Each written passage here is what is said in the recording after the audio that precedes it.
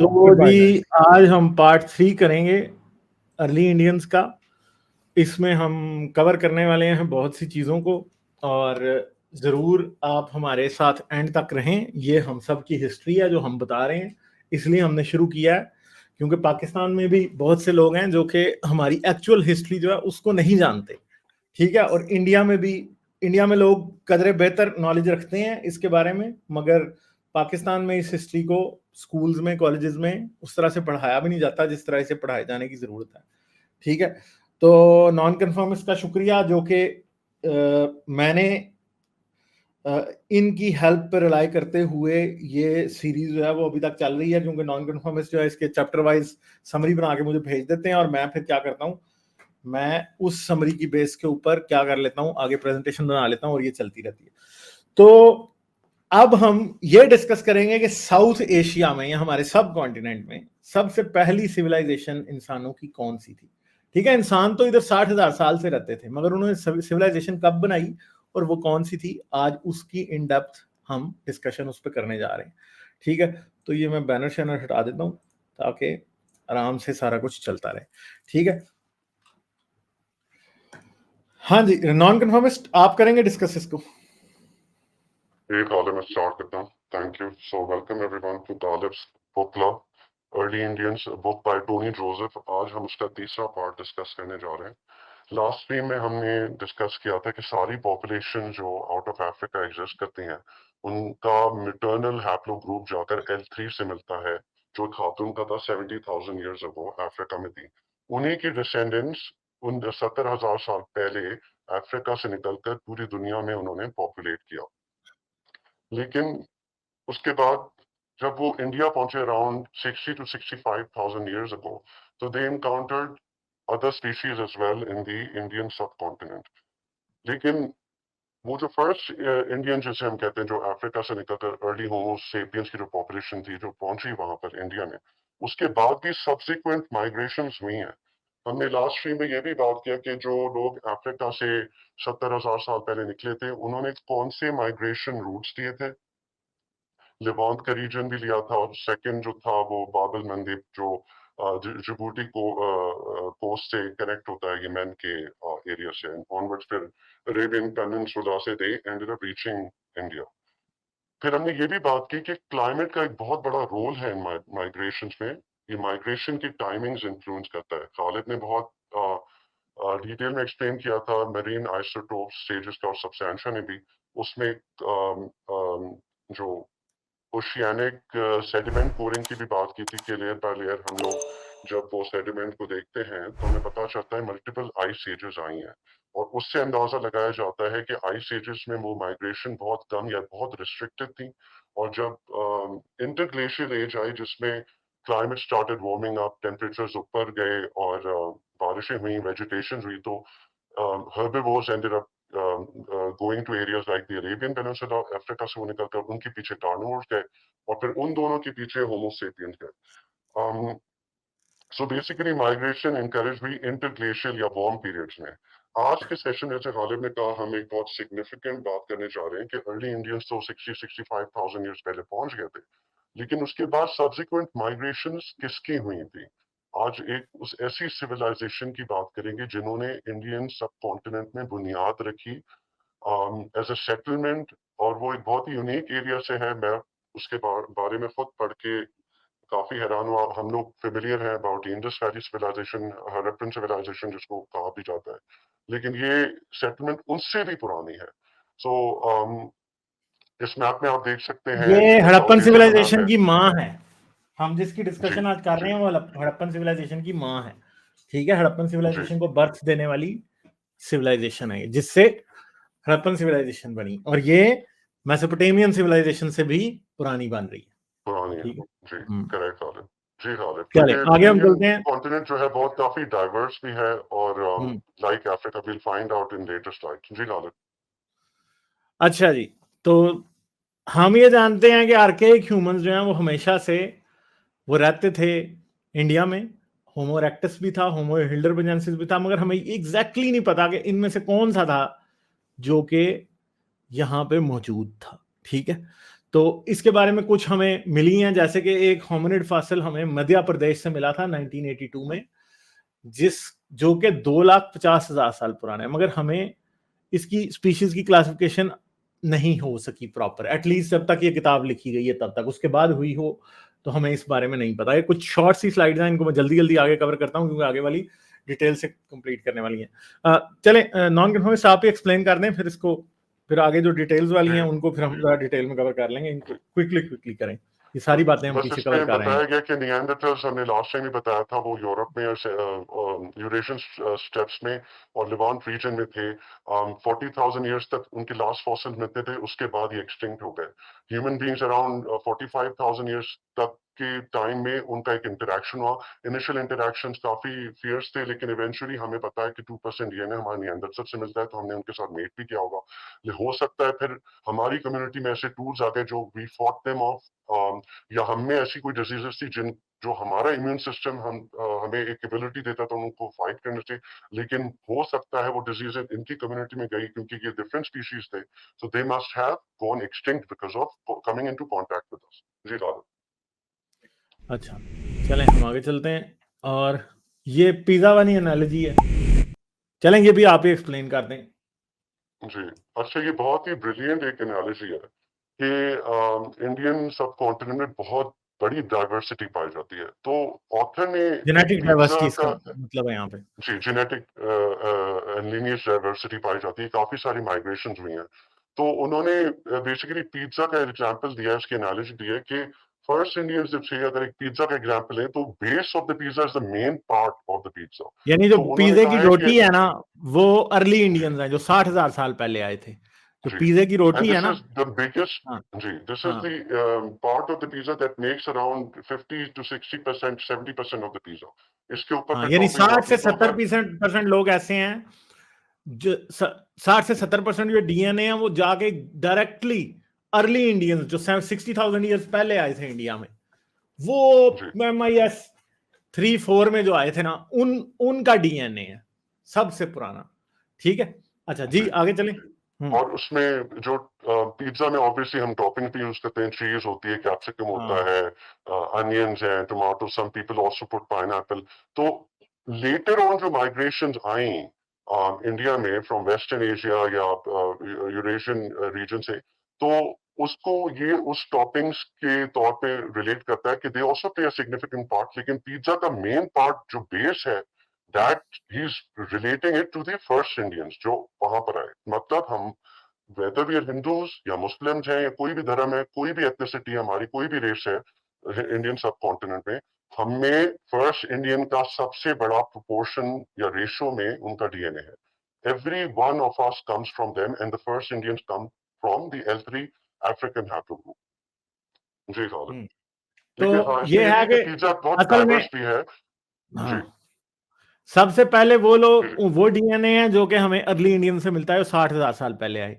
फिर 27,000 से 14,000 साल के दौरान भी एक माइग्रेशन होती रही। फिर सबसे जो लेटेस्ट माइग्रेशन है वो तकरीबन 1800 BC में हुई, यानी 3,800 ईयर्स पहले जो आर्यन माइग्रेशन है वो हुई। तो ये समझ सकते हैं कि जो पिज्जे में सबसे नीचे है वो उसकी बेस है, वो सबसे पुराना इंडियन डीएनए, और सबसे ऊपर जो है वो सबसे आखिर में माइग्रेशन करने वाले इंडिया में वो लोग हैं। ठीक है, अच्छा, तो ये बात पीछे अभी नॉन कन्फर्मिस्ट ने कर दिया कि 50 to 65% जो है ना वो पिज्जा बेस है। ठीक है, जो कि 65,000 साल पहले आए थे। ठीक है, और जितने भी लिंग्विस्टिक ग्रुप्स हैं, जितनी कास्ट हैं, जितने ट्राइब्स हैं इंडिया और पाकिस्तान में, उन सब के अंदर अर्ली इंडियंस का डीएनए पाया जाता है। ठीक है, और इन लोगों का कोई रिलीजन, कोई क्रीड नहीं थी जो शुरू में आए थे 65,000 ईयर्स पहले। उस टाइम रिलीजन था ही नहीं, इंसान ने उस टाइम बोलना भी प्रॉपरली शुरू नहीं किया था जिस टाइम इंडिया में लोग आ गए थे। ठीक है, अच्छा जी, फिर आगे चलते हैं। हम ये तो हम कवर कर चुके हैं। अच्छा, ये वाला एक्सप्लेन कर दें नॉन कन्फर्मिस्ट। जैसे गालिब ने लास्ट सेशन में बताया था, MIS जो मरीन आइसोटोप स्टेजेस में जो इवन नंबर्ड स्टेजेस हैं, ये इवन नंबर्ड बताया हुआ है MIS2, इसमें आइस एज आई थी। So 29,000 to 14,000 years ago global ice age थी। उन्होंने ये भी बात की थी कि migrations are discouraged या बहुत restricted लोग move करते थे अगर if need be. Otherwise जो migrations main हुई वो marine isotopes odd number of stages में हुई थी, जैसे MIS3, MIS5, MIS7 and onwards. लेकिन हमें पता है कि Earth started warming up right after 16,000 years ago और slowly warm होते होते around जो उसमें है 14,000 years तक आइस एज खत्म हो गई थी. लेकिन अगर आपको याद हो हमने जो सीरीज बुक सीरीज पहले की थी सर्वाइवल ऑफ द सिकेस्ट, उसमें एक मिनी आइस एज भी आई थी. Once this ice younger age came to an end, Dryas. Younger Dryas जी, जो 12,900 ईयर्स से लेकर 11,700 ईयर्स के बीच में आई थी. और ये सिर्फ 3 से 5 साल का स्टेज था जो बहुत temperature plunge down by 30 degrees to 50 degrees. तो जो एक्चुअल एग्रीकल्चर सिविलाइजेशन या एग्रीकल्चरल एक्सपेरिमेंट्स हुए ना, वो यंगर ड्रायर्स के बाद हुए. जो पॉपुलेशन एक्सप्लोजन भी हुआ ह्यूमंस में, that happened not just when the last ice age came to an end, but जो उसके बाद एकदम से मिनी आइस एज आई, वो जब खत्म हुई उसके बाद फिर agricultural experiments and population migration expansion हुई. और अब जो एज चल रही है सिंस अराउंड 11,700 years ago और आज तक, उसको होलोसीन एज कहते हैं, जिसमें earth has warmed up and vegetation है, रेन्स हो रही हैं, the climate is not as dry and arid जैसे ग्लेशियल स्टेज में होता है. So we are now in the interglacial stage जो अब तक चल रही है. जी हाँ. अच्छा जी, तो सब्सटेंशियल सर ब्रिंजिया के बारे में कोई? नहीं, मेरे ख्याल से आप कंटिन्यू करें, मैं थोड़ा कमेंट कर देता हूँ अभी तक जो बात हुई है उस पर. हाँ जी, हाँ जी, करें. एक तो ये है कि ये एक आप समझें एज एन एड अच्छी एग्जांपल है ये पिज्जा वाली, बट ऑनेस्टली इफ आई से ये एक बड़ी, अगर हम जेनेटिक डाइवर्सिटी के पर्सपेक्टिव से देखें पिज्जा एक बिल्कुल बहुत बड़ी अंडरस्टेटमेंट है अगर आप गौर करें उस बात पे. कि ये बात तो दुरुस्त है कि ये एवोल्यूशन के अंदर, and this is not just restricted to just homo sapiens, इंसानों की एवोल्यूशन के ऊपर ये बात नहीं अप्लाई हो रही. जो कोर जेनेटिक मेकअप है वो इंसान बहुत सारे और लाइफ फॉर्म्स के साथ भी शेयर करता है. तो अगर जिसको हम बेस कहें, अगर आपने को बड़ा ही different layered multi layered pizza से इसको अगर क्या कहते हैं तशबीह देनी है, और वो जो आपकी जो पुरानी जीन्स हैं जो बेसिक लाइफ की बेसिक मैकेनिज्म्स के लिए, कुछ मेटाबॉलिज्म के लिए, कुछ बेसिक सेल फंक्शंस के लिए जो इवॉल्व की हैं, वो बहरहाल वो चेंज नहीं होती. बल्कि ना सिर्फ ये कि वो चेंज नहीं होती, बल्कि उनके अगेंस्ट स्ट्रॉन्ग सिलेक्टिव प्रेशर है कि वो चेंज ना हो. और अगर वो किसी वजह से चेंज हो जाती हैं तो कुछ दूसरी genes can take over their functionality. तो उसमें रिडंडेंसी भी है. तो आप बेस को किसी भी लेवल के ऊपर उस बेस को आप जो बेसिक फंक्शनैलिटी की जीन्स जो कि आप किसी भी लाइफ फॉर्म के दरमियान देखेंगे वो शेयर होंगी. बहरहाल ये बात बाद में दुरुस्त है कि जैसे जैसे आप आगे लाइफ एडवांस करेगी विद टाइम तो उसमें डाइवर्सिटी आएगी. उस डाइवर्सिटी और वेरिएशन की कई सोर्सेज हैं. ठीक है, कई सोर्सेज हैं, हम ये जानते हैं. मतलब वो रैंडम जेनेटिक ड्रिफ्ट भी है, लेकिन जो जिस पर सिलेक्शन ऑपरेट करती है वो हमें पता है कि वो कई सोर्सेज हैं. वो सिर्फ डेफिनेटली सिर्फ पॉइंट म्यूटेशन नहीं है. वो आपकी हम कई दफा डिस्कस कर चुके हैं. वो अल्टरनेटिव स्लाइसिंग भी है, फ्रेम शिफ्ट भी है, कॉपी नंबर वेरिएशन भी है, इंसर्शन है, डिलीशन है, इन्वर्जन है, और ट्रांसपोजेबल एलिमेंट्स की एक्टिविटी, एपिजेनेटिक्स, एनहांसर प्रोमोटर्स की एक्टिविटी, वो सारा कुछ वो आपके पास एक, जिसे कह लें, एक रेजर्वायर ऑफ वेरिएशन जनरेट कर रहा है. इन सारी चीजों को जब आप, जो भी सोर्सेज ऑफ वेरिएशन है, इनके ऑन टॉप जब जो सेक्सुअल रिप्रोडक्शन है वो आपको मौका देती है रिकॉम्बिनेशन का भी. तो रिकॉम्बिनेशन, और जिसकी वजह से रैंडमली असॉर्टेड चीजें रिकम्बाइन करती हैं. इसलिए जितने भी आपने आज तक कभी एवोल्यूशनरी टेक्स्ट पढ़े होंगे, जो क्लासिकल टेक्स्ट्स हैं, उसमें as an independent evolutionary force के तौर पे माइग्रेशन को भी लिखा जाता है. चूंकि माइग्रेशन अपने अंदर तो आप कहेंगे उस तरीके से एवोल्यूशनरी वेरिएशन की सोर्स नहीं है, मगर वंस ये इतनी ज्यादा सोर्सेज ऑफ वेरिएशन है प्लस रिकॉम्बिनेशन है, ऑब्वियसली जब एक पॉपुलेशन जो है वो किसी दूसरी जगह माइग्रेट करती है तो that brings in more genetic variation. तो इस वजह से माइग्रेशन को इस वजह से सोर्स ऑफ जेनेटिक डाइवर्सिटी के तौर पे आप समझ सकते हैं। बाकी आप ये एग्जांपल बड़ी अच्छी है कि आपकी बेस से क्या कहते हैं कॉमन जीन्स आ रही हैं और आगे ऊपर जैसे-जैसे हैं, ना सिर्फ ये कि वो डाइवर्सिटी है, जो आपकी जो ऊपर जो टॉपिंग स्प्रिंकल हो रही हैं, आई मीन एवोल्यूशनरी पर्सपेक्टिव से इसको देखना तो I could also consider that as some kind of customizations. हम एपिजेनेटिक्स को वो टॉपिंग्स भी कह सकते हैं विदाउट चेंजिंग द बेस, उससे अगर फ्लेवर बदल रहा है वगैरह-वगैरह। तो इस एनालॉजी को हम कहीं पर भी लेकर जा सकते हैं।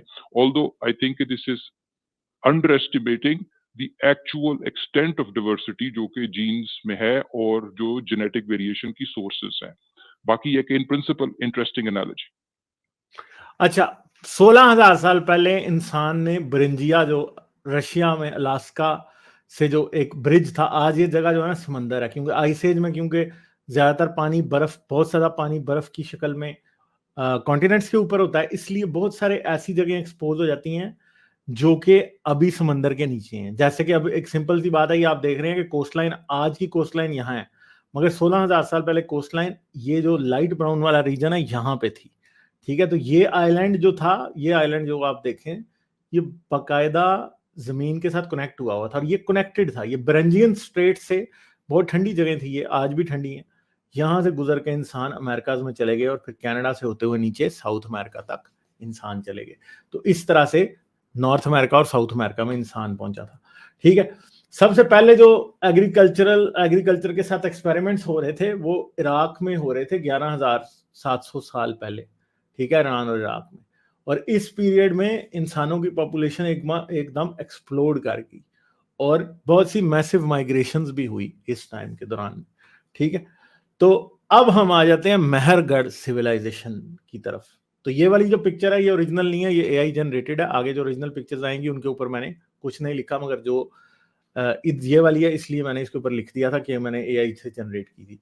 ठीक है, तो 7000 बीसी से, यानी 9002 कितने, तकरीबन 9000 साल से लेकर 4000 साल पीछे तक ये सिविलाइजेशन अपनी पीक पे थी।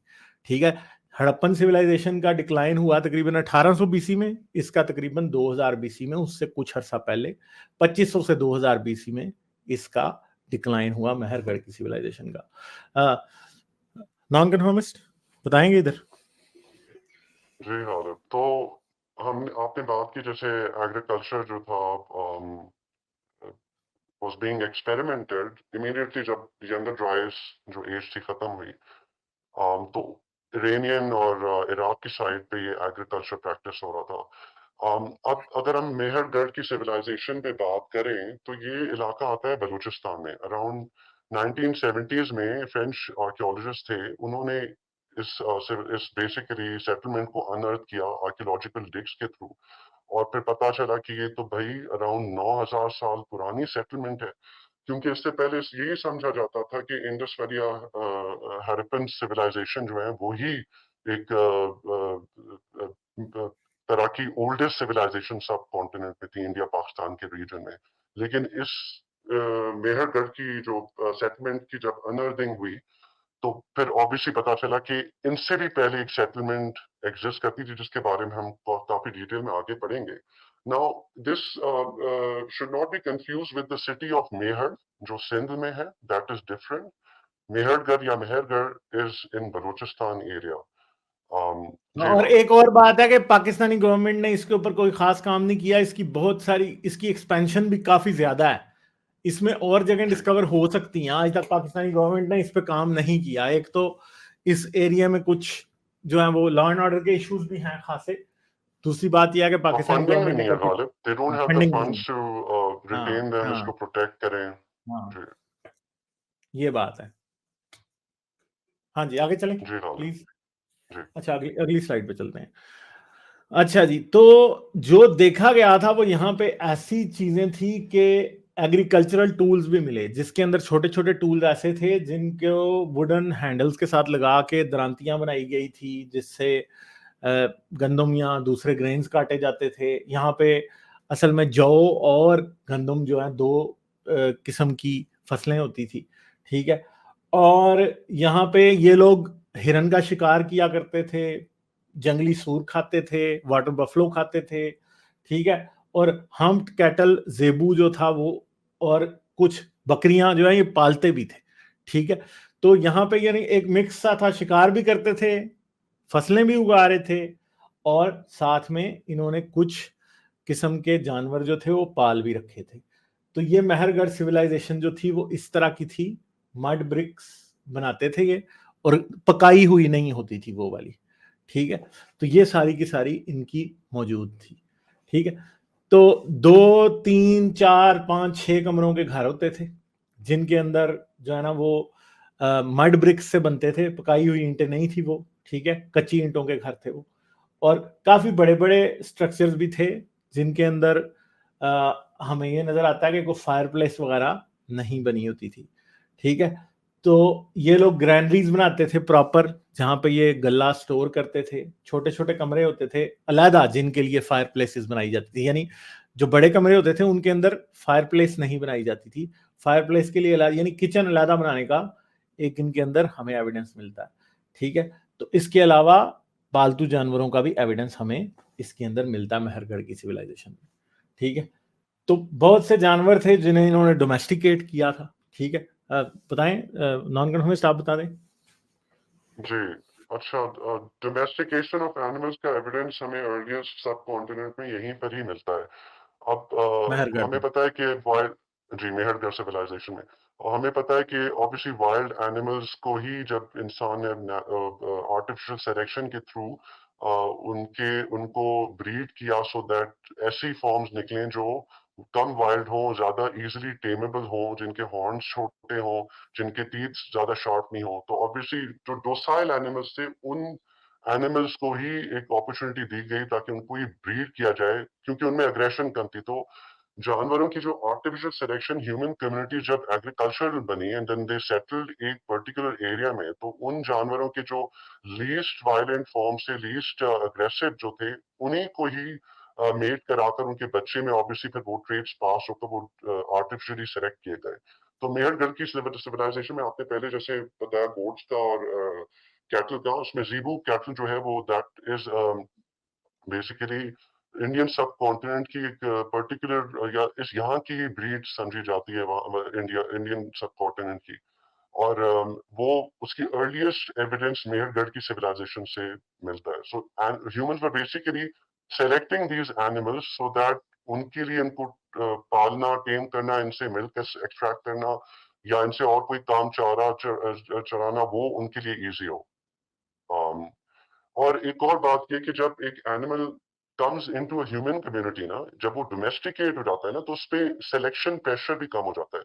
एक वाइल्ड एनिमल पे बाहर उसके जो प्रेडेटर्स होते हैं या जो एनवायरनमेंट उसको मिल रहा होता है, अकेले में it has to survive on its own, तो उसकी वाइल्ड एट्रीब्यूट्स में या उसके हॉर्न्स में इस तरह के फीचर्स होंगे that allows it to defend itself from its predators. लेकिन ह्यूमन कम्युनिटी में जब ये जानवर रहते हैं ओवर अगेन फिर hundreds and thousands of years, वो सिलेक्शन प्रेशर उतना नहीं पड़ रहा होता, क्योंकि वो ह्यूमन बींग्स की प्रोटेक्शन के अंदर होते हैं, उनके केयर में होते हैं। तो जिस तरह से विल्डरनेस में एक जानवर पे सिलेक्शन प्रेशर होता है प्रेडेटर्स का, या फूड स्कैर्सिटी का, या पानी की किल्लत का, वो ह्यूमन कम्युनिटी में कम हो जाता है या बिल्कुल ही नेग्लिजिबल लेवल पे आ जाता है। उसकी वजह से फिर एनिमल्स डोमेस्टिकेट हो जाते हैं। So artificial selection plays quite a big role in making the animals tameable, मतलब ज्यादा पालतू हो जाते हैं, अग्रेशन कम दिखाते हैं, और ये ह्यूमन कम्युनिटी में रहने का भी एक नतीजा है। जी खालिद। हाँ, और जो मेन चीज है, जो सेक्सुअल डायमॉर्फिज्म होता है, जिसमें मेल फीमेल से काफी बड़ा होता है, वो डोमेस्टिकेशन की वजह से खत्म हो जाता है, और डोमेस्टिकेटेड एनिमल्स के दिमाग छोटे हो जाते हैं। ये बात मैं कई बार रिपीट कर चुका हूँ कि डोमेस्टिकेटेड एनिमल्स के दिमाग छोटे हो जाते हैं। तो इस इनमें ये काम भी होता है, क्योंकि उन्होंने बाकी जो बात है वो नॉन कन्फर्मिस्ट ने बता दी है, ठीक है। और इसमें प्लांट की जी सर, इसमें थोड़ा सा सिलेक्शन के पर्सपेक्टिव से बात करें, देखिए जो आर्टिफिशियल सिलेक्शन है ना, वो ही अपने अंदर एक सिलेक्टिव प्रेशर है।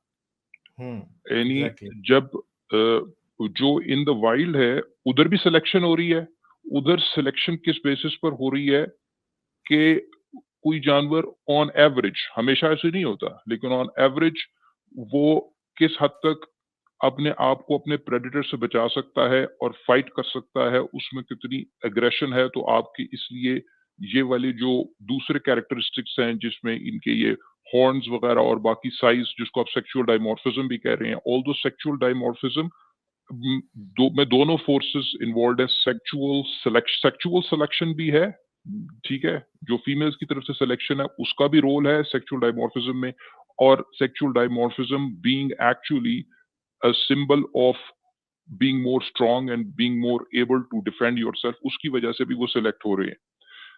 लेकिन किसी भी पॉपुलेशन में again we have to go back to the original sources. जिस तरीके से डार्विन जब अपना केस बिल्ड करता है, वो जब वो ओरिजिन ऑफ स्पीशीज में कहता है कि किसी भी पॉपुलेशन के अंदर किसी भी ट्रेट के मुताबिक जब आप देखते हैं तो आपको वेरिएशन मिलती है। वो कम हो सकते हैं किसी एक पर्टिकुलर टाइप की, किसी एक पर्टिकुलर क्रीड की चीजें कम हो सकती हैं, ज्यादा हो सकती हैं, दैट्स अ सेपरेट स्टोरी, मगर डिफरेंट वेरिएशंस अक्सर औकात को एग्जिस्ट कर रही होती हैं। तो जब अगर कुछ डोसाइल, लेस एग्रेसिव, कम हो पॉपुलेशन के अंदर, और वो ओरिजिनली इस वजह से पॉपुलेशन में कम थे कि शायद वो अपने ऑफस्प्रिंग ज्यादा नहीं छोड़ पा रहे थे, क्योंकि जो जितना एग्रेसिव था सिलेक्शन उसको ज्यादा फेवर कर रही थी इन द वाइल्ड। लेकिन जब इंसानों ने आर्टिफिशियल सिलेक्शन की तो बेसिकली वो उन जानवरों को जो कि लेस एग्रेसिव थे, मोर डोसाइल थे, उनको अपन ज्यादा वो अपॉर्चुनिटी दे रहे हैं इंसान ब्रीड करने की। तो इस वजह से यही सिलेक्टिव प्रेशर है जो चेंज हुआ है। दरअसल उनको एक जबरदस्त किस्म का एडवांटेज मिल रहा है, तो they of course they are being enabled to leave more offspring in the future. इस वजह से वो टेम हो जाते हैं। ऐसा नहीं है कि उसके रिस्पॉन्स में टेम हो रहे हैं, बेसिकली वो सिलेक्ट हो रहे हैं, उनको ज्यादा अपॉर्चुनिटी दी जा रही है कि वो ज्यादा ब्रीड कर सकें। तो इसकी वजह से उन टेमेबल और डोमेस्टिकेटेड ट्रेट्स के बिहाइंड जो जीन्स हैं उनकी फ्रीक्वेंसी पॉपुलेशन में बढ़ने लगेगी। चेंज इन जीन फ्रीक्वेंसी, इसी का नाम नेचुरल सिलेक्शन और एवोल्यूशन है। तो ये भी एक फॉर्म ऑफ एवोल्यूशन ही है। चलें अगले पेज पे हम चलते हैं, यहाँ से अगली स्लाइड पे। अच्छा, और प्लांट्स की डोमेस्टिकेशन भी हुई, ठीक है। जैसे कि जो डोमेस्टिकेटेड प्लांट्स होते हैं उनके जो सीड्स है ना वो फटते नहीं हैं, यानी आमतौर पे जो वाइल्ड प्लांट्स होते हैं उनके सीड फट जाते हैं और वो फिर वो बाहर गिर जाते हैं, और फिर वहां से वो क्या होता है, उनको वो अपनी फसल आगे बढ़ाते हैं, ठीक है। मगर डोमेस्टिकेटेड सीड्स के अंदर क्या होता है कि सीड हार्ड हो जाते हैं थोड़े से, और हार्वेस्टेड क्रॉप्स के जो सीड होते हैं वो प्रॉपरली स्ट्रॉन्ग सीड्स बन जाते हैं बाद में। और इस चीज के लिए फिर better quality seeds Aahista Aahista बनते जाते हैं कि बीज अच्छी क्वालिटी का बनता जाता है। और इंसान जो है वो तो जो हमारी ग्रासेस हैं खासतौर पे गंदम वगैरह, इनकी अंदर ये काम करता आया असल में। तो इनके ऊपर इस सख्त किस्म का सिलेक्शन प्रेशर डाला जाता है कि वो एकदम फट ना जाएं, पकने के बाद फटे ना हो, ठीक है। पक जाते हैं पर फटते नहीं है।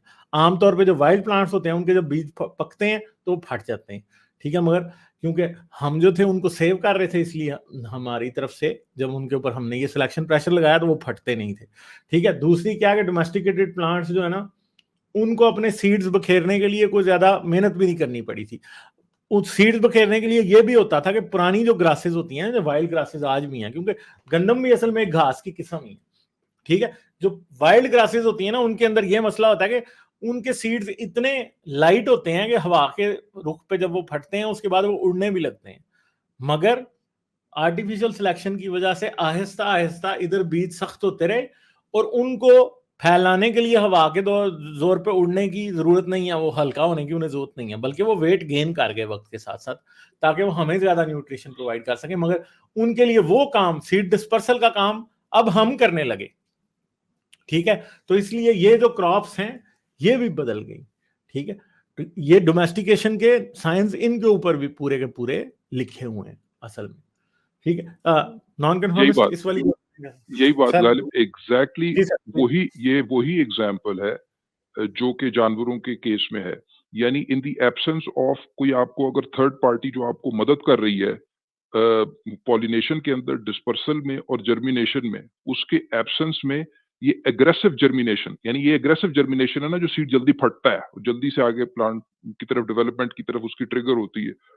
तो ये एग्रेसिव जर्मिनेशन एक बड़ी, इस पर पॉजिटिव सिलेक्शन प्रेशर होगा, और जो लेस एग्रेसिव जर्मिनेशन है वो पीछे रह जाएंगे। लेकिन जब इंसानों ने मदद करनी शुरू की तो डिस्पर्सल में भी मदद करनी शुरू की, सिलेक्टिव प्रेशर चेंज हुआ, तो लेस एग्रेसिव जर्मिनेशन, जो कि जरा देर से, यानी कि जो सब्र से जो प्लांट अपनी सीड जल्दी नहीं करेगा जर्मिनेट करने में, उस पे पॉजिटिव सिलेक्टिव प्रेशर इंसानों की वजह से बन गया। एग्जैक्टली जो एनिमल डोमेस्टिकेशन है, वही एनालॉजी प्लांट डोमेस्टिकेशन पे लगती है। नॉन कन्फर्मिस्ट इस स्लाइड को एक्सप्लेन करें। जी गालिब, देखिए अब तो ये पता चल गया कि domestication of plants and animals was being practice, जो लोग थे मेहरगढ़ के, तो वो एग्रीकल्चरिस्ट भी थे और वो डोमेस्टिक एनिमल्स भी रखे हुए थे, उनमें गोट्स और जो ज़ीबू कैटल के जो रिमेन्स मिले हैं। अच्छा, उनकी साइट्स पे जो प्लांट, एग्रीकल्चरल प्लांट्स पे, जैसे बार्ली था, राई, व्हीट, इस तरह के जो सैंपल्स मिले हैं, ऑल्दो कंपेयर्ड विद आज की जो हमारे पास फॉर्म है, वो बहुत ज्यादा आई वुड से इवॉल्व होकर आर्टिफिशियल सिलेक्शन के through it has been tamed, it has improved. लेकिन अगर मेहरगढ़ की सिविलाइजेशन या उसकी सेटलमेंट की अगर हम लोग एग्रीकल्चरल रिमेन्स देखें, उनके सीड्स, बार्ले देखें, they show that they were in the process of domestication. ये नहीं है कि बार्ले उस जमाने का would be the same as जो बार्ली प्लांट आज है। तो over throughout thousands and thousands of years, जो जिस तरह से हम लोग एग्रीकल्चरिस्ट बेहतर बनते गए, उस तरह से वो वाइल्ड या रॉ फॉर्म या सेमी रॉ फॉर्म से वो प्लांट के वो सीड्स भी इम्प्रूव है, उनका यील्ड, जैसे वीट की जो क्वांटिटी है, उसका जो वेट है, वो भी इम्प्रूव होता रहा। इंटरनेट पे ऐसी काफी पिक्चर्स हैं, अगर आप देखें वाइल्ड जो वीट पुराने जमाने की थी, उसको कंपेयर करें with forms that give a better yield, तो उसमें आपको ज्यादा वेट, ज्यादा उसके जो है पत्ते आपको डेंस नजर आते हैं। तो अगेन मेहरगढ़ सिविलाइजेशन से भी अगर पहले की, अगर हमें कहा कि अराउंड 11,500 ईयर्स अगो जो एग्रीकल्चरल एक्सपेरिमेंट शुरू हो गए थे, उनकी फॉर्म मेहरगढ़ से भी रॉ है। सो इसमें बहुत स्ट्रॉन्ग एविडेंस है कि since the end of the mini ice age 11,700 साल पहले से लेकर इवेंचुअली एवरी 1,000 ईयर्स में जिस जिस तरह से हमने एग्रीकल्चर अपना प्रैक्टिस और परफेक्ट किया है, हमारी सीड क्वालिटी भी बढ़ी, हमारे जो क्रॉप यील्ड भी बढ़ी, और ऑब्वियसली इस तरह की डोमेस्टिकेशन हमारे एनिमल्स में भी आई, and then they became more tamable. So जिस तरह से सब्सटैंशियल ने समझाया कि सिलेक्शन, जो artificial selection itself is a pressure in its own self. तो जी गालिब, आई थिंक हाँ जी, तो मेन बात ये है कि हमें हर चीज में ये नजर आ रहा है कि आर्टिफिशियल सिलेक्शन के थ्रू हर चीज को इंसान चेंज कर रहा था। आज हम जितनी भी क्रॉप्स खाते हैं ये सब आर्टिफिशियल हैं, जितने फ्रूट्स हम खाते हैं ये सब आर्टिफिशियल हैं, क्योंकि ये आर्टिफिशियल सिलेक्शन के थ्रू आए हैं। ठीक है, तो और एक बात और याद रखेंगे, ये जो एग्रीकल्चर यहाँ पे हो रहा था ये इतना सक्सेसफुल एग्रीकल्चर नहीं था। ठीक है, एक तो इनके पास स्टेपल डाइट्स एक दो ही थी, ठीक है, जैसे कि सिर्फ बार्ली यानी जौ और दूसरी गंदम, बस दालें शालें उगाने का हमें कोई वैसा सार इस टाइम नहीं मिल रहा था। दूसरी बात है कि क्योंकि एग्रीकल्चर पुअर था, इस वजह से इनकी डाइट का एक नेसेसरी पार्ट था मीट, उसके बगैर इनका गुजारा हो नहीं सकता था। ठीक है, और ये बड़े अनफॉरगिविंग टाइम्स थे, उस टाइम पे आपके पास कंप्लीट न्यूट्रिशन जानवरों के बगैर हो नहीं सकती थी। ठीक है, तो इसलिए वो जो बहुत सा वेजिटेरियन आर्ग्यूमेंट आता है ना, अगर इस हिस्ट्री का आपको पता हो तो आपको अच्छे तरीके से समझ आ जाती है कि vegetarian argument does not stand a chance anywhere. ठीक है, तो आगे हम चलते हैं अब इससे। अच्छा, तो मेहरगढ़ के जो लोग थे ना, वो डिफरेंट किस्म के ऐसे फैशन भी करते थे, जैसे कि ये जो एक हार है ना, ये मेहरगढ़ वाले स्टाइल में बना हुआ है। ठीक है, मुझे असली इंटरनेट पे नहीं मिल रहा था मेहरगढ़ के जो हार हैं उनका, मगर ये मेहरगढ़ वाले स्टाइल में आके पत्थरों के अंदर सुराख करके उसके अंदर से एक रस्सी गुजारी जाती थी। ठीक है, रस्सी जो थी वो बनाई जाती थी, मकरान कोस्ट जो है ना पाकिस्तान की, वहां से जो है ना सी शेल्स लिए जाते थे, उनके उनके अंदर सुराख करके उनको यूज किया जाता था। ठीक है, तो इसका मतलब है कि मेहरगढ़ का मकरान कोस्ट के साथ एक ट्रेड रूट भी एग्जिस्ट करता था। ठीक है, और अभी किसी ने चैट में क्वेश्चन पूछा था कि जी बलूचिस्तान में तो पानी नहीं होता, इतना मुश्किल होता है ये, मगर बात यह है कि आज से 7,000 से 4,000 साल पीछे तक जो टाइम था ना, उस टाइम क्लाइमेट भी काफी डिफरेंट था और ये जगह इतनी खुश्क नहीं थी जितनी आज हम समझ सकते हैं। ठीक है, अच्छा आगे अब इससे हम देखते हैं कि और फिर यहां पे कॉटन भी उग रही थी, क्योंकि कॉटन की रस्सी होती थी ये अंदर, ठीक है, यानी कपास की रस्सी होती थी जिसके थ्रू, या धागा होता था जिसके थ्रू ये इसे बांधते थे। तो इसलिए हमें पता लगता है कि इनके पास यहाँ तो ये वाइल्ड कॉटन थी, यहाँ ये कॉटन की क्रॉप उगा रहे थे। इस बारे में इतना कोई एविडेंस ज्यादा नहीं मिला हुआ, मगर शायद ये वाइल्ड कॉटन होती हो। जी जी, ये इंडियन सब कॉन्टिनेंट में सबसे पुराना एविडेंस है। कॉटन में first use in the Indian सब कॉन्टिनेंट मेहरगढ़ की सिविलाइजेशन कर रही थी, ये भी याद रखें आप लोग। ठीक है जी। तो कॉटन का शायद ये दुनिया में भी सबसे पुराना है, वन ऑफ द ओल्डेस्ट लिखा जाता है, लेकिन सब कॉन्टिनेंट में this is the first use of. यहाँ गलती से आई थिंक मैंने जो मेरा कॉपर लिख दिया, इट्स एक्चुअली कॉटन, सॉरी। हाँ नीचे जो साइड के एंड में। हाँ, अच्छा जी, इसके अलावा चले आप इसको बता देंगे ये वाली। अच्छा, ये तो बहुत ही चौंका देने वाली इंटरेस्टिंग। डिस्कवरी। इसमें जो आर्कियोलॉजिस्ट है उनको एविडेंस मिला है कि डेंटिस्ट्री भी प्रैक्टिस हो रही थी मेहरगढ़ में 9000 साल पहले। जो उनको फॉसिल्स मिले हैं उसमें दांतों में क्राउन्स लगे हुए हैं, ड्रिल हुई हुई हैं। Obviously it shows that they were actually going through some tooth decay या टीथ के प्रॉब्लम्स उनको हो रहे थे, और उसका सोल्यूशन निकाला गया था उसको करेक्ट करने के लिए, या जो दांतों में जो तकलीफ थी, तो डेंटिस्ट्री वाज बीइंग प्रैक्टिस सोचे 9000 साल पहले। अब हमें पता है कि ये एग्रीकल्चरलिस्ट बन गई थी सिविलाइजेशन, और याद रखें कि हंटर गैदरर जो ट्राइब्स थे बिफोर द यंगर ट्राइब्स जो एग्जिस्ट करते, जो एग्रीकल्चर नहीं था जब, and they were depending on wild berries या वाइल्ड प्लांट्स के ऊपर डिपेंड करते थे, या जो एनिमल मीट पे वाइल्ड बोर्ड्स का या गजेल्स खाते थे। एग्रीकल्चर आने की वजह से कार्ब भी हमारी डाइट में है, बिकॉज ये जो ग्रेन्स है, वीट, बार्ली, राई, ये सब कार्बोहाइड्रेट्स हैं। सो जैसे ही हमने स्विच किया from a paleolithic diet of meat and wild berries, when we switch to grains, और ग्रेन्स कार्बोहाइड्रेट बेस्ड है, आपका ग्लूकोज लेवल स्पाइक करते हैं, तो सडनली हमारे जो फॉसिल्स मिल रहे हैं उस टाइम पीरियड से, उनमें टूथ डिके का प्रॉब्लम प्रोमिनेंट हो रहा है, विच शोज दैट एग्रीकल्चर के आने से हमारी डाइट जो हाई कार्ब बेस्ड डाइट बन गई, और हम लोग मिल्क भी कंज्यूम कर रहे थे फ्रॉम डोमेस्टिकेटेड एनिमल्स, बिकॉज शेपर्डिंग कर रहे थे, जो शीप थी या गोट्स थी उनका मिल्क कंज्यूम कर रहे थे मेहरगढ़ के लोग, दैट इज। तो that actually increase glucose in our blood stream, और ऑब्वियसली ओरल डीके, और उस वक्त तो आई डाउट कि ऐसी कोई टूथ ब्रशिंग और फ्लॉसिंग टेक्निक्स का उनको पता होगा। तो over the period of time उनकी पॉपुलेशन में tooth decay become quite prominent, और इसके एविडेंस मिल रहे हैं, और वो करेक्ट भी कर रहे थे उसको ड्रिलिंग से। So this shows that they were very advanced settlement in the subcontinent, और ये जो 9 इंडिविजुअल फॉसिल्स मिले थे उनमें ये टूथ डीके सामने आया था, उस पे ड्रिलिंग से उन्होंने करेक्ट किया हुआ था उनको। जी हाँ। तो दांतों के ऊपर ऑपरेशन हो रहे थे जी, दांतों के अंदर इम्प्लांट किए जा रहे थे, सॉरी, दांतों के अंदर टूथ डिके यानी कीड़ा जहां लग जाता था उसे ड्रिल करके और दांत को के अंदर फिलिंग की जा रही थी। ठीक है, तो ये सारे काम हो रहे थे, और आमतौर और दांतों का डिके क्यों हो रहा था, दांतों में कीड़ा क्यों लग रहा था, क्योंकि अब ये गंदम और बार्ले और तरह के कार्बोहाइड्रेट रिच फूड खा रहे थे। ठीक, अच्छा जी, अब हम आगे चलते हैं। चलें बता दें, ये भी नॉन कन्फर्म है। जी गालिब, ये जो पोट्री है ये बुक में भी इसकी तस्वीर थी, और अच्छा आपने लगा दी। This is a typical Mehrgarh style of pottery. तो हमने ये देखा कि वो डोमेस्टिकेशन प्लांट्स और एनिमल्स की थी, डेंटिस्ट्री भी थी, तो ये they were also experts in arts and crafts. तो जो पोट्री मिली है उनके डिजाइन काफी यूनिक थे। अगर उनको कंपेयर करें इंडस वैली या हड़प्पन सिविलाइजेशन से, तो वो थोड़े क्रूड फॉर्म में थे इनिशियली, जब 8-9 हजार साल पहले। तो जो उनकी वो व्हील टर्निंग यूज नहीं कर रहे थे, यूजिंग क्ले पीसेस, उनको बिटुमिन जो एक मटेरियल है बिटुमिन, उससे जोड़कर वो थोड़े क्रूड फॉर्म में या अनपॉलिश फॉर्म में थे।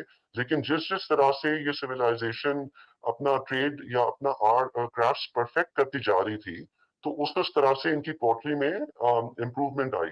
जो कैलकुलेटिक या कॉपर एज जिसे कहा जाता है, 7300 ईयर्स तक के बाद का जो पीरियड है, उसमें आप इनकी पोट्री जो एक्सकवेशन से मिली है उसमें इम्प्रूवमेंट मिली है, मतलब they were turning wheel turning this spots and थोड़े अच्छे डिजाइन, थोड़े स्मूथ परफेक्ट डिजाइन से जो जिसमें थोड़े सिमेट्रिकल डिजाइन मिले हैं, और यही डिजाइन फिर आगे हड़प्पन सिविलाइजेशन में मिलते हैं इस सेटलमेंट के, विच इंडिकेट्स के जो ये लोग कर रहे थे आगे जाकर इंडस वैली भी यही इनकी जो पैटर्न है, इनकी ही नॉलेज है, वो आगे वहां पर इम्प्लीमेंट होगी। तो यहाँ और दूसरी इस बात तरह है ये भी याद पॉपुलेशन रखेंगे, मेहरगढ़ और हड़प्पन सिविलाइजेशन आपस में एक बड़े लंबे चौड़े देर तक क्या करते हैं, ओवरलैप भी करते हैं, तो इन दोनों का ओवरलैप भी आपस में करते हैं। जी कांटेक्ट था। ठीक है।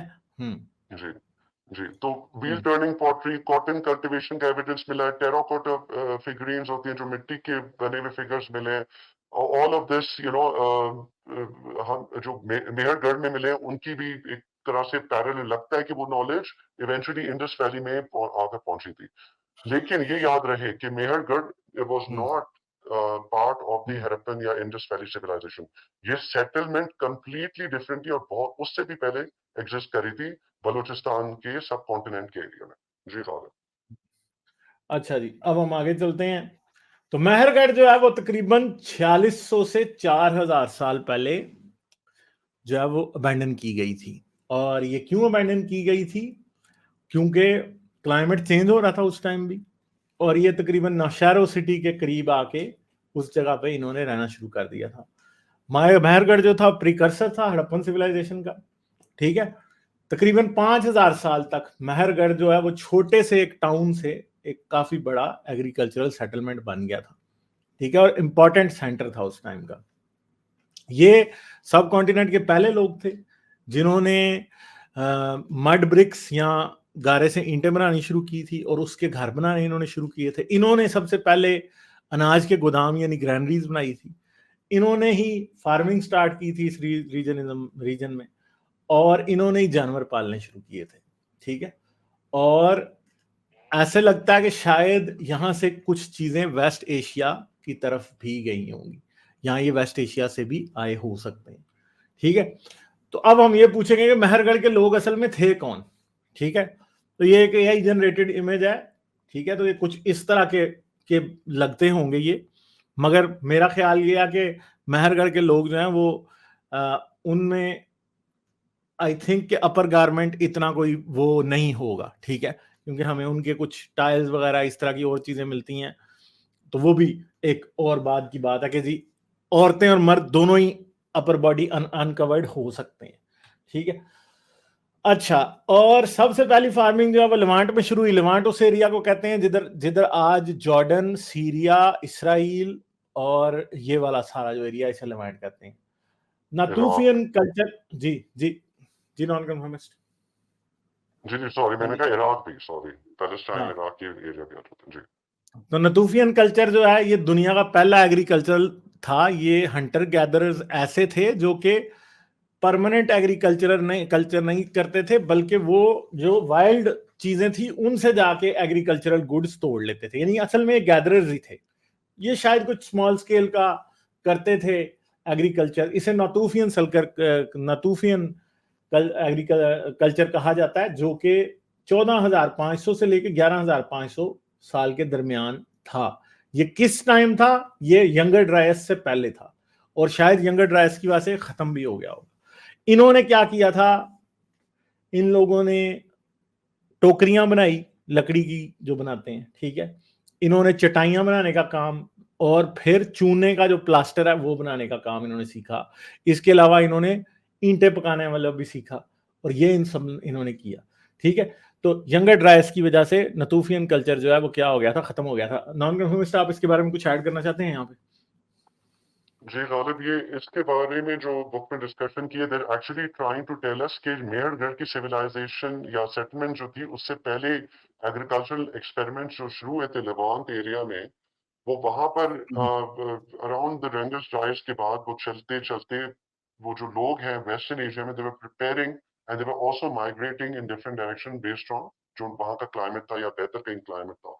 तो ये अगर एग्रीकल्चर के बारे में हम बात करें, इट्स एज ओल्ड एज जो यंगर ड्राइव्स का पीरियड के बाद। तो उसी वक्त जो हमने पिछली स्लाइड में डिस्कस किया कि पॉपुलेशन एक्सपैंड हो रही थी, माइग्रेशन हो रही थी, कुछ एक्सपेरिमेंट्स एग्रीकल्चर के बहुत क्रूड थे, कुछ सक्सेसफुल भी हो रहे थे, तो इवेंचुअली यही लोग थे जो somehow they will now head in the direction of Mehrgarh. लेकिन ये मेहरगढ़ के भी प्रेडेसेसर्स थे जो लेवांट रीजन में थे। और ये भी याद रहे कि उस वक्त जो फर्टिल क्रेसेंट जिसे मेसोपोटामियन सिविलाइजेशन कहते हैं या इजिप्शियन कहते हैं, वो अभी तक आए भी नहीं है वजूद में। जी राधा। अच्छा, फिर जरगोज माउंटेन जो ईरान के हैं, वहां पे आज से 9,900 साल पहले पहली बार बकरियां पालने का या बकरियों को डोमेस्टिकेट करने का एविडेंस सामने आता है।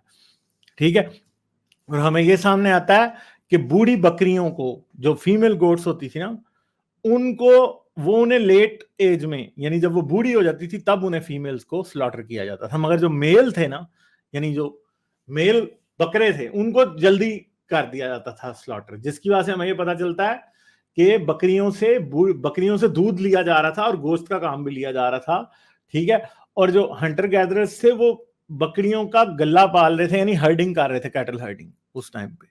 ठीक है, तो बहुत सी बकरियों के जिस्म मिले हैं, डेड बॉडीज मिली हैं और उनके पार्ट्स मिले हैं उनकी।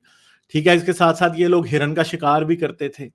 तो जरगोज माउंटेन रीजन में दुनिया में सबसे पहले बकरियां पालने का एविडेंस मिलता है, और ये मेहरगढ़ सिविलाइजेशन से भी, जो कि बाद में कहते हैं कि यही लोग उन्हीं बकरियों को लेके उधर से ही मेहरगढ़ तक भी आए थे।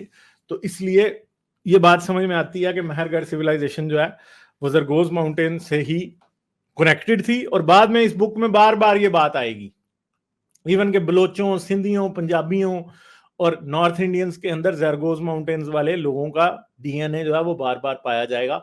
उसको फिर हम आगे आने वाले चैप्टर्स में बारी बारी डिस्कस करते जाएंगे।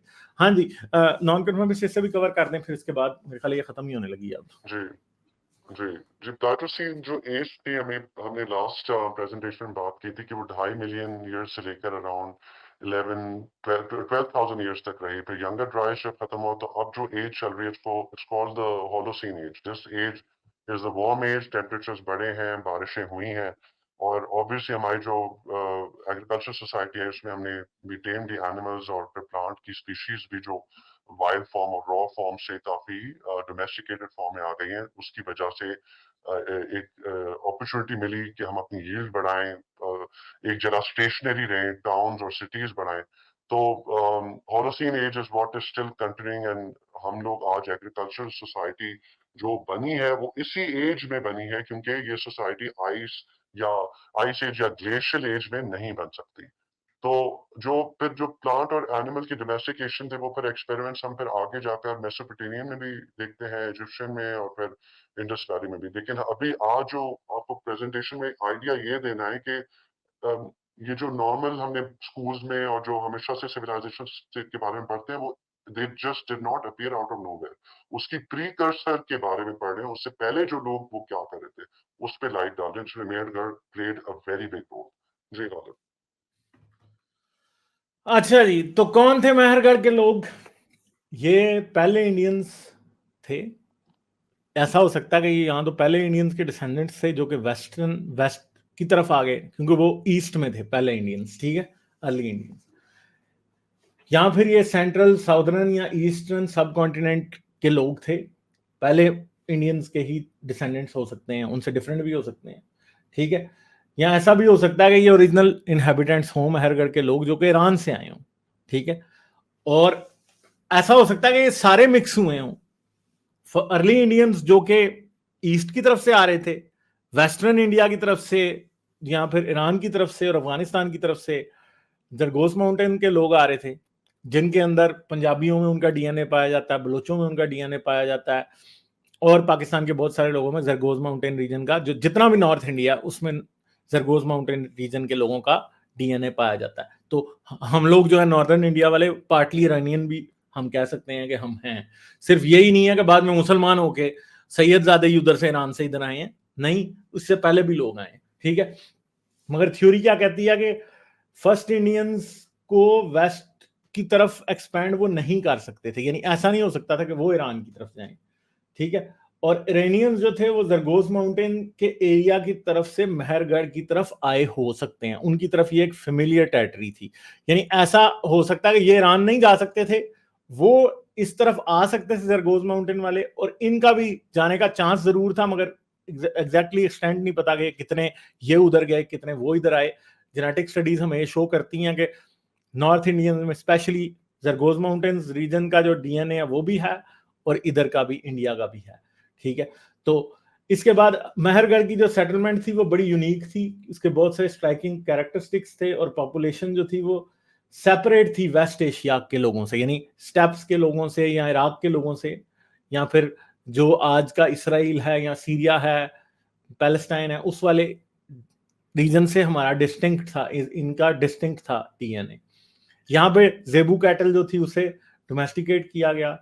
इधर बहुत सी इंडिजिनस गोट की वैरायटीज जो है वो पाई जाती थी। इसके अलावा यहाँ पे हमें सबसे पहला यूज मिलता है कॉटन का, उसके अलावा डेंटिस्ट्री का हमें मिलता है, और बहुत से क्राफ्ट्स हमें यहाँ पे नजर आते हैं, जिनसे हमें ये पता लगता है कि ये लोग अपने वक्त के लिहाज से काफी एडवांस सिविलाइजेशन बना चुके थे।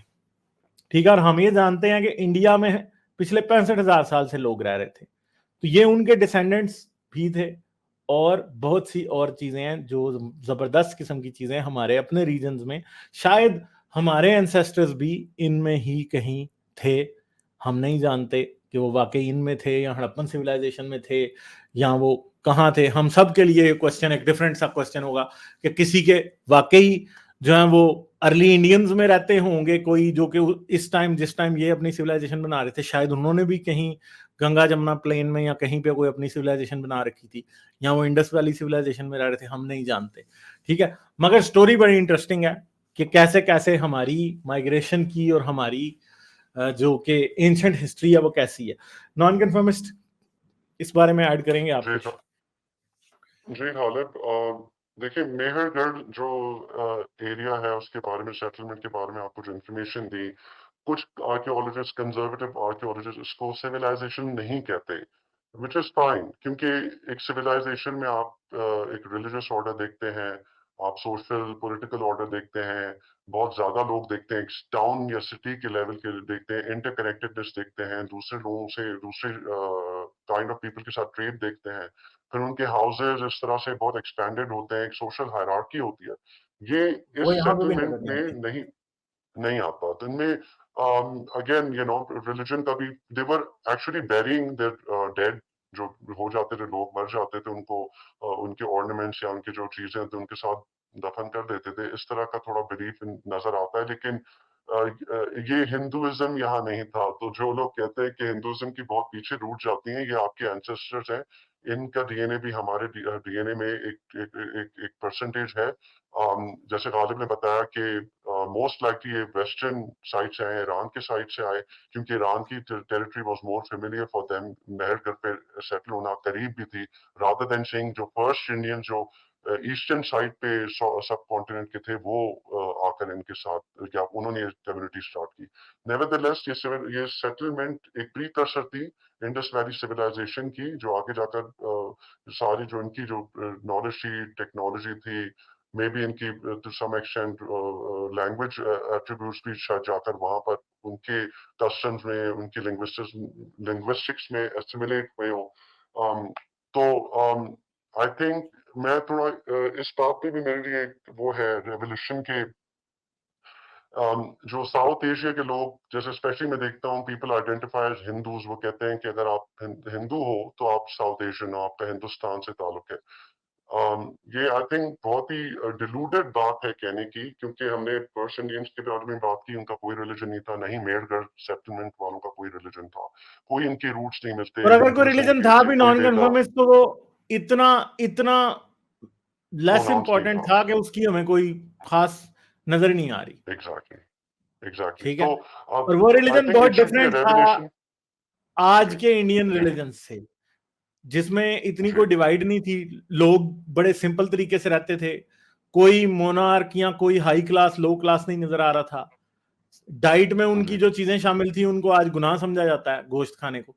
ठीक है, और बाकी अगर हम औरतों की फिगरिंग जितने भी हम देखते हैं तो हमें ये नजर आता है कि पर्दे का कोई कॉन्सेप्ट भी नहीं था भाई। औरतों की जितनी फिगरिंग हम देखते हैं सब में उनके ब्रेस्ट वगैरह दिखाए हैं, और जी न्यूड फिगरिंग्स बनाई हुई हैं बहुत ज्यादा। ठीक है, तो ये चीजें भी थी कि ये कल्चर जो था ये बड़ा एक ऐसा कल्चर था कि जो कि आई थिंक कि हम जो देखते हैं आज, जो मजहब की मुख्तलिफ और जो कल्चर की मुख्तलिफ, जिसमें गैरत और बहुत सी ऐसी चीजें थी, मुझे लगता है कि अगर ऐसा था तो शायद इसका भी कॉन्सेप्ट इतना नहीं था, शायद औरत भी काफी आजाद होती थी, इतनी गुलाम नहीं थी, मोस्ट लाइकली क्या पता। वहाँ सोशल हायरार्की भी नहीं थी, गालिब पेट्रियार्कल हाँ सिस्टम ही नहीं नजर आता उसका एविडेंस। फिर अगर वो इस हद तक था कि अपने डेड को उनके सामान के साथ ही बैरी कर देते थे। हाँ ये हायरार्की आपको मेसोपोटामियन में भी नजर आती है उस तरफ थोड़ी बहुत, लेकिन यहाँ पर तो बिल्कुल ही नहीं थी। दूसरा ये कि जो मुस्लिम्स हैं आज के मुस्लिम्स इंडिया के, वो भी उतने इंडिजिनियस हैं हाँ इस जी, एरिया के या एग्जैक्टली। नेटिव्स हैं जितने हिंदूज हैं। सो मैं अक्सर आपके चैनल पे भी लोग आते हैं जैसे कि भाई आप मुसलमान अगर कोई है तो वो हिंदुस्तान का हिस्सा नहीं है। हालांकि हम सब की जो डीएनए मेनली, जैसे पिज्जा बेस का हमने एग्जांपल दिया, first Indians contribute the most या the most likely to be, या बहुत हाई परसेंटेज में हमारा डीएनए उनसे मिलता है। सब्सिक्वेंट माइग्रेशन जो हुई वो एक पिज्जा की टॉपिंग्स की तरह है, दैट देखिए हमारी यूनिकनेस आती है फ्रॉम दोस फर्स्ट इंडियंस। जी गालिब।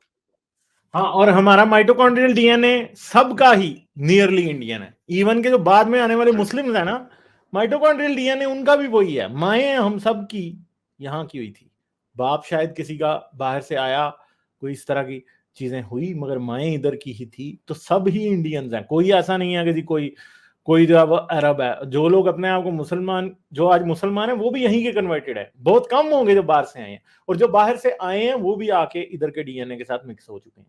ठीक है, तो चाहे वो आर्यंस हों, चाहे वो अर्ली इंडियंस हों, चाहे वो अरब्स हों, ईरान के साथ से लोग आते रहे, अफगानिस्तान से लोग आते रहे, सभी लोग यहीं के हैं। ठीक है, ये एक चीज है जो कि हमें इस बुक से और जेनेटिक स्टडीज से सामने आ रही है। सब्सटेंशिया सर प्लीज कुछ ऐड करें। अच्छा गालिब, मैं किसी और तरफ सोचना शुरू हो गया दरमियान में, half way into the presentation. वो थोड़ा सा मुख्तलिफ है लेकिन मैं फिर भी ऐड कर देता हूँ चीज, क्योंकि वो जाहिर बात है इंसानों से रिलेटेड नहीं है जो मैं आगे बात जो करने जा रहा हूँ। ये किसी ने सवाल किया था ना कि भाई यहाँ ये तो बड़ी एरिड एरिया है, यहाँ पानी नहीं है। तो आपने कहा भी किसी जमाने में हो सकता है। ऑल्दो जो मैं एग्जांपल देने लगा हूँ, जो मेरे ज़हन में इमीडिएटली आ रही थी, वो बहुत पुरानी है, that like dates back to like 47 million years ago और 55 मिलियन ईयर्स अगो, लेकिन फिर भी मुझे सोचने पर मजबूर कर रही है ये वाली मिसाल। और अगर ऑडियंस को नहीं पता तो हम वैसे ही डिस्कस कर लेते हैं एवोल्यूशन के पर्सपेक्टिव से। वो ये कि ये जो बलूचिस्तान का जो ये जो जो जरा नॉर्थ ईस्ट रीजन है, जो इस मेहरगढ़ से थोड़ा सा नॉर्थ ईस्ट, अगर आप मैप आप वाकिफ है तो मेहरगढ़ से थोड़ा सा नॉर्थ ईस्ट, क्योंकि बलूचिस्तान की का बॉर्डर पाकिस्तान के पंजाब के साथ भी मिलता है, तो पंजाब और सिंध दोनों के साथ मिलता है। ठीक है, एग्जैक्टली। तो बलूचिस्तान का जो नॉर्थ ईस्ट पार्ट है, यानी कि आप थोड़ा सा स्टैंडर्ड मैप पे राइट साइड पर आए और ऊपर जाएं नॉर्थ ईस्ट, तो वो पंजाब के साथ मिलता है।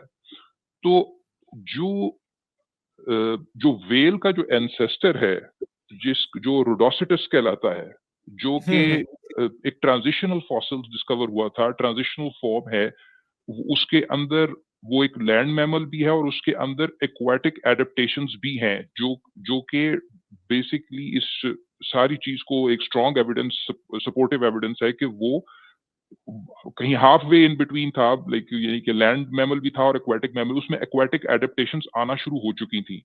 उसको डेट किया गया हुआ 47 मिलियन ईयर्स अगो, और ये जो रोडोसिटस है, इसका पूरा नाम है रोडोसिटस बलूचिस्तानेंसिस, क्योंकि ये बलूचिस्तान में इसके फॉसिल्स डिस्कवर हुए थे। ये राखनी का इलाका है जो कि नॉर्थ ईस्ट बलूचिस्तान में आता है। ठीक है जी। अच्छा, ये तो एक पॉइंट हो गया कि अगर उसके अंदर एक्वाटिक एडेप्टेशंस हैं, तो भाई पानी तो कहीं था उस जमाने में, लेकिन ये बहुत पुरानी बात है और साइकिल्स भी आ सकती हैं जैसे हम समझते हैं। जरूरी नहीं कि एक ही डायरेक्शन में चीजें चेंज हों, साइकिल्स भी आती हैं। जिस तरीके से आपकी टेम्परेचर्स की साइकिल्स आती हैं, तो ये इसकी पानी होना या ना होने की भी क्या कहते हैं साइकिल आ सकती हैं, तो वो एक साइड पर रखें। लेकिन इंपॉर्टेंट बात यह है कि इससे पीछे भी जब जाएं, तो यानी ये आपका ये अर्ली वेल के तौर पर क्वालिफाई करता है। ये रोडोसिटस जो है ये वेल का एंसेस्टर है। इससे पीछे भी जब आप एंसेस्टर्स वेल की लाइन जो आप फॉलो करते हैं, तो जो लैंड मैमल है वो भी पाकिस्तान में ही डिस्कवर हुआ था, वो कोहाट और कुलडाना के करीब हुआ था। यानी आप अप नॉर्थ जाएं, पंजाब के नॉर्थ पे जाएं, या तकरीबन आप उसको NWFP करें, जिसे आप KPK कहते हैं, तो वहां से जो फॉसिल्स थे, वो जो वुल्फ लाइक एंसेस्टर है मेल, वो इसका वेल का, वो प्योरली लैंड है, यानी उसके अंदर कम एक्वाटिक एडेप्टेशंस है, और वो तकरीबन 56 मिलियन ईयर्स पहले उसके फॉसिल्स मिलते हैं, यानी तकरीबन इनके और इसके और रोडोसिटस के दरमियान 9 मिलियन साल का फर्क है। इन एनी केस, आज जो हमें बड़ा वाटर रिच लगता है कि अच्छा जी पंजाब के ऊपर जाएं और नॉर्थ साइड पर आपको पानी और दरिया ज्यादा मिलेंगे एज कम्पेयर टू बलूचिस्तान में आपको दरिया कम मिलेंगे, हैं अभी भी रिवर्स तो हैं बलूचिस्तान में, लेकिन कम है। लेकिन ये देखिए कितनी अजीब बात है कि जो प्योरली लैंड बेस्ड एंसेस्टर है वेल का, वो आपको अप नॉर्थ से उसके फॉसिल्स मिल रहे हैं, पाकिस्तान के करंट पाकिस्तान के एरिया से, और जो एक्वाटिक साइड पर इवॉल्व कर चुका हुआ है उसके आपको बलूचिस्तान से मिल रहे हैं फॉसिल्स। तो ये एक टेलिंग बात है कि भाई साइकिल्स आ सकती हैं, तो हो सकता है कि यहाँ पानी मौजूद हो। तो सिर्फ मैं ये बात सोच रहा था, ये बिल्कुल उससे डिफरेंट। वो असल में यहाँ पे पानी इसलिए भी मौजूद होगा क्योंकि आइस एज खत्म हो रही थी, जो लास्ट वाला हमारा आया ना, आइस एज जब खत्म भी होती है ना, तो उस टाइम कौन सी इतनी को कार्बन हम डंप कर रहे थे एनवायरनमेंट में। इंसान जो था वो तकरीबन एनवायरनमेंट के साथ सिमुलेटेड ही था। तो जितने भी नॉर्थ यानी बलोच, आई थिंक कि पंजाब का सिग्निफिकेंट पोर्शन उस टाइम ग्लेशियर्स के नीचे होगा। नॉर्थ पंजाब तो डेफिनेटली होगा, केपी जो है वो भी डेफिनेटली हो सकता है, ठीक है। मेरे ख्याल में उस टाइम बलूचिस्तान और सिंध ही ऐसे एरियाज थे, इवन के शायद पिछले 5000 साल में भी, जहां की सर्दी इंसान सर्दी के मौसम में बर्दाश्त कर सकता था, और बहुत सारे नाले और दरिया इन इलाकों में चलते थे। खासतौर पे बलूचिस्तान की बहुत ऊंची ऊंची पीक्स जो हैं, खासतौर पे जो सुलेमान माउंटेन रेंज है बलूचिस्तान में जो आती है, उधर से भी बहुत सारे, उधर भी ग्लेशियर्स होंगे। आज वो बैरन माउंटेन हैं तकरीबन, इस टाइम पे होते होंगे, और उन ग्लेशियर से भी कई दरिया और नाले निकलते होंगे, जिनकी बेस के ऊपर इस एरिया में एग्रीकल्चर करना या इस एरिया में इंसान का बसना कोई बड़ा मसला नहीं हो सकता, स्पेशली 9000 ईयर्स अगो। और हमें यह भी पता है कि 5000 ईयर्स अगो फिर एक बार क्लाइमेट चेंज हुआ है, जो around the bronze age collapse, फिर एक दोबारा से जो है वो क्लाइमेट चेंज हुआ है। तकरीबन जिस टाइम पर हड़प्पन सिविलाइजेशन का फॉल हो रहा है, उस टाइम भी क्लाइमेट चेंज हुआ है। और आहिस्ता आहिस्ता जो आज के जो डेजर्ट्स हैं, वो आई थिंक के 9000 ईयर्स अगो तो अरेबिया भी उस तरह का डेजर्ट नहीं होगा जिस तरह का आज हमें नजर आता है, डिफरेंट होगा। इतनी ज्यादा किस्म की डिजर्टिफिकेशन नहीं हो सकती उस टाइम। तो अच्छा, हाँ, तो बहुत सी चीजें हैं जो कि डिफरेंट हो सकती हैं उस टाइम।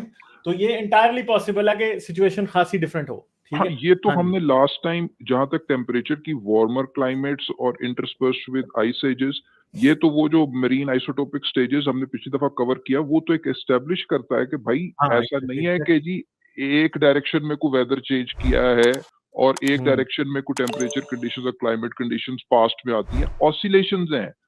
ऑड इवन की सारी हमने वो एजेस की पिछली दफा सारा डिस्कस किया था कि इस वक्त क्या कहते हैं, एक ऑड स्टेज है, तो ऑड स्टेज जो है वो गर्म है, जो इवन स्टेज है वो ठंडी है। एंड इट लास्ट टाइम तो आपने नॉन कन्फॉर्मिस्ट ने टेबल भी दिखाया था, if we go back in past, तो ऐसे समझें कि एक साइन वेव है प्लस ऊपर नीचे ऑसिलेट कर रही है between warmer temperatures and colder temperatures. तो ये तो बात दुरुस्त है। अब उसकी वजह से डिजर्टिफिकेशन के अंदर भी साइकिल्स आ रही हैं, दैट्स एन इंटरेस्टिंग टेक। सो या आई गेस सो। अच्छा, हाँ जी, आपने स्क्रीन शेयर की। का भी बहुत बड़ा रोल है रेन साइकिल्स का, बिकॉज इट्स नॉट जस्ट के रिवर्स हैं, ग्लेशियल ऑब्वियसली जैसे आप लोगों ने कहा वो आइस मेल्ट होकर वो ही फिर आगे जाकर रिवर्स बनते हैं, लेकिन रेन साइकिल्स उस वक्त different area must have been under vegetation, heavy vegetation, और अगर किसी सेटलमेंट या सिविलाइजेशन का प्रूफ मिल रहा है, that is enough for us to know कि वहां क्लाइमेट उस जमाने में आज के क्लाइमेट से बहुत डिफरेंट था। It must have been greener, it must have been better. अगर डोमेस्टिकेशन मिल रही है एनिमल्स की, मतलब ऑब्वियसली हर्बिवोर्स वहां सर्वाइव कर रहे थे ना, वहां घास थी, तभी तो वो सेटलमेंट आई एग्जिस्टेंस में। डेफिनेटली ये हो सकता है कि उस टाइम का इनका टेम्परेचर, इनका जो वेदर है ना, वो तकरीबन पंजाब का जैसा है ना, नॉर्थ पंजाब का वैसा हो, हो सकता है। भाई वो फसलें अफ्रीका उगा रहे थे, ग्रेन्स खा रहे थे, तभी तो उनके दांत खराब हो रहे थे, अभी आपने बताया। हाँ जी। अच्छा, एक सेकंड, मैं बिटर टू सुपर चैट्स पढ़ लूं सिर्फ। Mehrgarh civilization practicing dentistry, wow, exactly, Khan X smiley. मैं खुद ये पढ़ के बहुत हैरान हुआ था कि यार ये उस टाइम ये 7000 BC पहले हुआ है। इस पर भी मैं थोड़ा कमेंट कर देता हूँ। देखिए, आप अंडर एस्टिमेट ना करें पुराने लोगों को, और दूसरी बात, दूसरी स्पीशीज को भी अंडर एस्टिमेट ना करें। ये 7000 साल पहले आपको इस वजह से लग रहा है क्योंकि उन्होंने एग्रीकल्चर 7000 साल पहले करना शुरू किया, और तो हमें क्या पता कि अगर वो पहले ग्रेन्स खाना शुरू कर देते, उन्हें प्रॉब्लम पहले आ जाती, तो वो डेंटिस्ट्री भी पहले आ जाती। क्योंकि देखिए, थोड़ी बहुत हेल्थ इंटरवेंशन और फार्मास्यूटिकल्स भी, यानी केमिकल दवाइयों के पर्सपेक्टिव से अपने इलाज करना, ये आपको दूसरे प्राइमेट्स में मिल जाता है, मंकीज में मिल जाता है। अभी मैं चिंपैंजी को छोड़ दें, चिंपैंजी तो बहुत इंटेलिजेंट है, जिनको हम लेस इंटेलिजेंट समझते हैं। मैंने एक पता नहीं गालिब आपके साथ ऑफलाइन शेयर भी की हुई है वो कोलोबस मंकीज की, वो जो आजकल भी नए वो अपना हाजमा ठीक करने के लिए नए तरीके इन्वेंट करते रहते हैं। तो वो प्लांट बेस्ड मेडिसिन तो प्राइमेट वो अच्छे तरीके से जानते हैं वो प्लांट बेस्ड मेडिसिन अच्छी खासी प्राइमेट्स ने भी क्या कहते हैं खुद ही डिस्कवर की हुई है। तो इंसानों को तो हम बिल्कुल ही अंडर एस्टिमेट नहीं करेंगे पुरानों को। सर सिर्फ इंसान उन्होंने नहीं की, कुत्ते और बिल्लियों ने भी की हुई है। जब उनका पेट खराब होता है या हेयर बॉल हो जाता है, जाके घास खा लेते हैं तो ठीक हो जाता है। लाइक, शेयर और सब्सक्राइब करना मत भूलें। इसके साथ साथ आप मेरे चैनल को पेट्रियन पर सपोर्ट कर सकते हैं। पेट्रियन का लिंक वीडियो की डिस्क्रिप्शन में है।